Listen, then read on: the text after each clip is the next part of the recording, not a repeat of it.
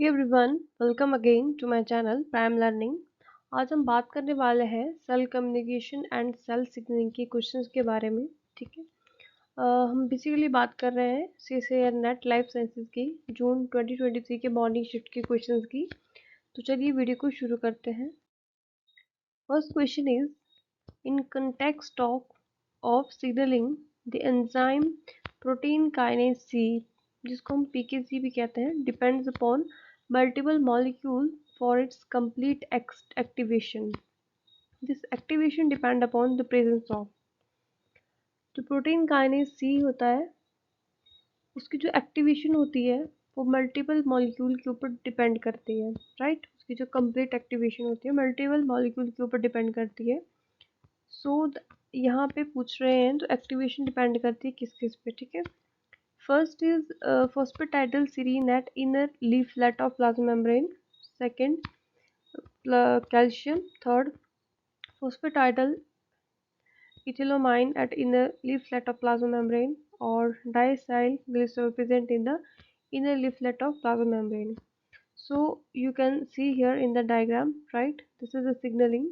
ठीक है, जी alpha Q की सिग्नलिंग है। ठीक है, इसमें क्या होता है, व्हेन पीएलसी, ठीक है, जो पीएलसी बीटा होता है वो एक्टिवेट करता है। ठीक है, यहाँ से जो PIP2 यहाँ पे जुड़ता है और ये टूट जाता है डैग में। ठीक है, डैग में ये टूट जाता है और IP3 में ये टूट जाता है। ठीक है, तो IP3 में, ठीक है, इसकी जो एक्टिवेशन होती है यहाँ पे कैल्शियम, देखिए कैल्शियम यहाँ से आ रहा है, तब यहाँ पे तो ये एक्टिवेट हो रहा है। ठीक है, एक तो यहाँ पे कैल्शियम रिक्वायर्ड होता है, right, means B is required. ठीक है, the phosphatidylserine, as you can see here in the activation part, ठीक है, यहाँ पे phosphatidylserine होता है। ठीक है, जो इसकी एक्टिवेशन में हेल्प करता है, तो उसका ए ऑप्शन भी बिल्कुल सही है। थर्ड इसमें है फॉस्फेटाइडल इथेनोमाइन। ठीक है, फॉस्फेटाइडल इथेनोमाइन का यहाँ पे कोई रोल नहीं है। इसके बाद जो डैग होता है, ठीक है, डैग का भी यहाँ पे रोल है। ठीक है, डैग का यहाँ पे रोल है, कैल्शियम का यहाँ पे रोल है और फॉस्फेटाइडल सीरीन का इसमें रोल होता है। ठीक है, सो इसमें जो सी ऑप्शन है वो दिस इज रॉन्ग। ठीक है, दैट मीन्स जो ऑप्शन ए है, ऑप्शन सेकंड है, ऑप्शन थर्ड है, ये तीनों गलत है। जो ऑप्शन फोर्थ है this is the right answer. Next question is, the following pattern of gene expression were obtain from the activating Notch1 receptor with two different ligands, right, DII1 and DII4। ठीक है, ये to different ligand है।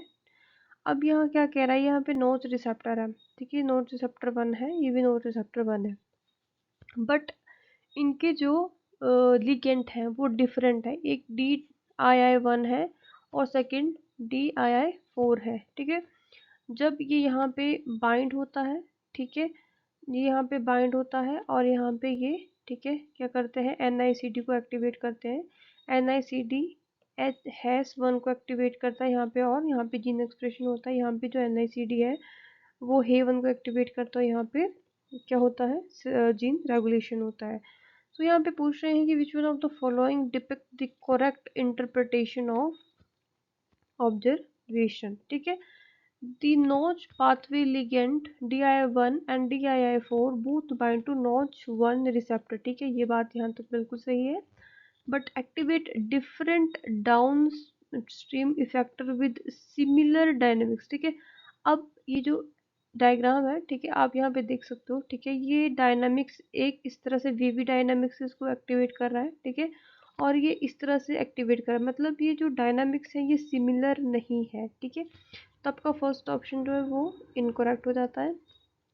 DII1 induced sustained response which preferentially activate these transcriptional target H1। ठीक है, it do not sustained it do not induce sustained response। ठीक है, इसलिए जो सेकंड वाला है ये भी इनकरेक्ट हो जाता है। Third is DII4 induce pulsatile। ठीक है, ये भी pulsatile response, this is not a pulsatile response, right? So your third option is also incorrect. Fourth is the notch pathway ligand DII1 and DII4 both bind to the notch receptor 1। ठीक है, but activate the downstream effector NICD with different dynamics, ठीक है, ये बात बिल्कुल सही है, ठीक है। It activate the NICD with different dynamics, right. So option 4 is the correct option. Next question is the cycling of monomeric G proteins such as ROS between the active and inactive state. It is aided by the accessory proteins that is bind to the G protein and regulate its activity. These accessory protein include GTPase activity, right? GTPase activities को हम GAPS कहते हैं, and guanine nucleotide exchange factor GEFS, ठीक है। The following conditions refer to the different states of GAP and GEF protein.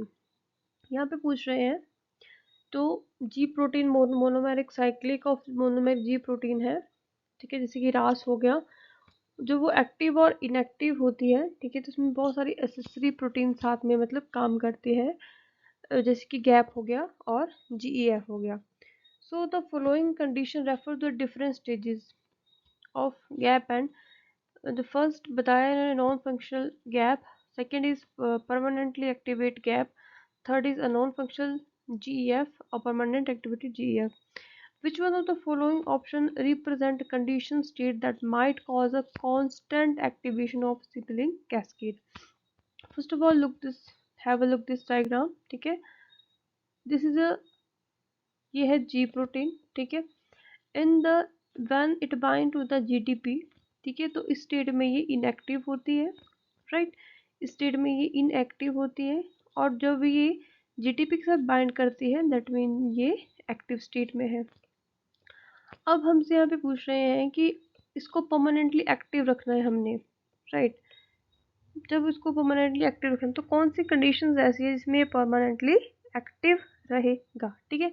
तो यहाँ पे जो GAP का काम होता है इसको इनएक्टिव स्टेट में लाना होता है, और जो GEF का काम होता है इसको एक्टिव स्टेट में लाना होता है।